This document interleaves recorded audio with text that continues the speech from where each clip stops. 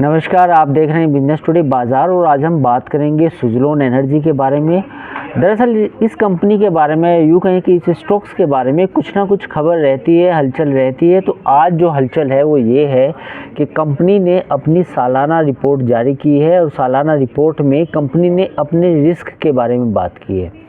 ये अक्सर अच्छा होता है कि जब हम किसी कंपनी के बारे में पढ़ें या किसी कंपनी स्टॉक्स के बारे में ये जानने की कोशिश करें कि इस स्टॉक्स के या कंपनी के रिस्क क्या हैं, क्योंकि हमेशा रिस्क को हम नज़रअंदाज करते हैं। हमेशा ये सोचते हैं कि ये स्टॉक्स ऊपर ही जाएगा और इस स्टॉक्स में कोई रिस्क नहीं है।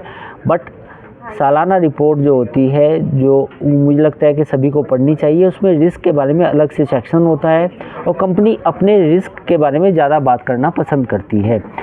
तो सुज़लोन एनर्जी की जो एनुअल रिपोर्ट है उसमें मार्केट रिस्क, क्रेडिट रिस्क और लिक्विडिटी रिस्क के बारे में बात की गई है और जो जोखिम है उनके बारे में नज़र डाल लेते हैं। तो सबसे पहले बात कर लेते हैं मार्केट रिस्क के बारे में।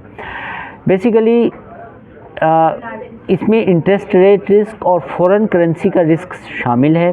कंपनी ने जानकारी दी है कि 31 मार्च 2024 के अंत तक जो फाइनेंशियल एसेट्स थे उसमें जो डॉलर के रूप में जो एक्सपोजर था कंपनी का वो करीब 433 करोड़ रुपए का था। यूरो में जो एक्सपोजर था वो 143 करोड़ रुपए का था और अन्य विदेशी मुद्राओं में जो एक्सपोजर था वो 64 करोड़ रुपीस का था। तो कंपनी ने अपने करेंसी टर्म में ये बताया है कि उसका एक्सपोजर कितना है, कहाँ से उसका बिजनेस आ रहा है, उसमें कितना रिस्क है। वहीं लायबिलिटी के मामले में अगर बात करें तो डॉलर में करीब 506 करोड़ रुपए का रिस्क है, यूरो में करीब 102 करोड़ रुपए का रिस्क है और जो अन्य मुद्राएं हैं, जो करेंसीज़ हैं, उसमें 73.47 करोड़ रुपए का रिस्क है। तो कंपनी का कहना ये है कि अगर इन करेंसी में तेज़ उतार चढ़ाव आया तो कंपनी के लिए सुज़लोन के लिए भी मुश्किल पैदा होंगी।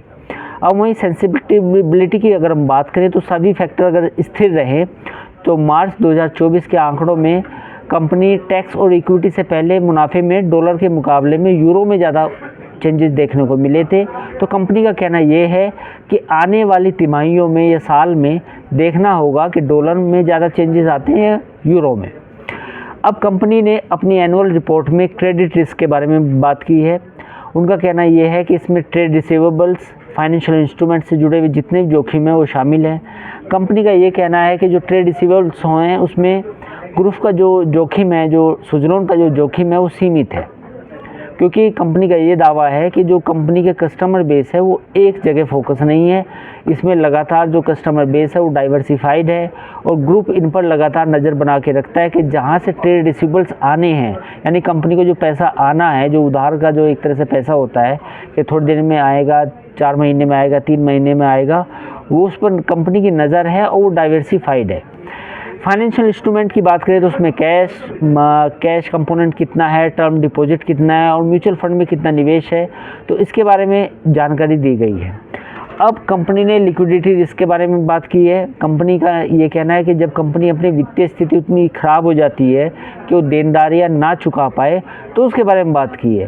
कंपनी का ये कहना है कि इतनी लिक्विडिटी बनाए रखी गई है और आगे भी ग्रुप को उम्मीद है कि वो इतना फंड्स हों कि जो तुरंत की देनदारियाँ हैं वो कभी भी उसमें देरी ना हो। तो कंपनी का ये भी कहना है कि कंपनी कैश फ्लो के जो अनुमान हैं, जो प्रोजेक्शंस हैं, उस पर भी नज़र बना के रखी है। साथ ही रिजर्व और बैंकिंग फैसिलिटी के लिए जितना कैश चाहिए उतना भी वो उसने कैश कंपोनेंट फ़िलहाल रखा है। तो ये तमाम एनुअल रिपोर्ट्स में बातें की गई हैं।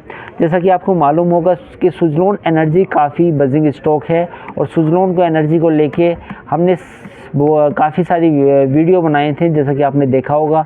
आज भी स्टॉक्स में करीब 3.5% की तेज़ी देखने को मिली, करीब 3.25% की, और ये स्टॉक्स करीब 80 रुपये पर पहुंच चुका है। याद कीजिए, जब ये स्टॉक्स 45 रुपये पे था तब से हम लगातार सुज़लोन पर वीडियो बना रहे हैं और जो भी अपडेट आता है सबसे पहले आपको बिजनेस टुडे बाज़ार पर मिलता है। हमने सबसे पहले आपको बताया कि ब्रोकरेज हाउस का जो अनुमान है 60 रुपये से ज़्यादा का, वो वीडियो हमने बनाया। दूसरा वीडियो हमने इसके रिजल्ट्स के बारे में बताया कि जिसमें हमने बताया कि जो रिजल्ट्स हैं वो इतने अच्छे नहीं हैं।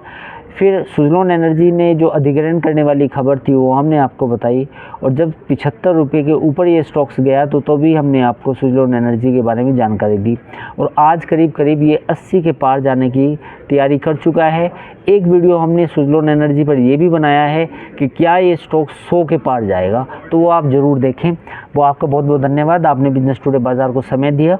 बाकी आप हमारे चैनल को लाइक करना ना भूलें।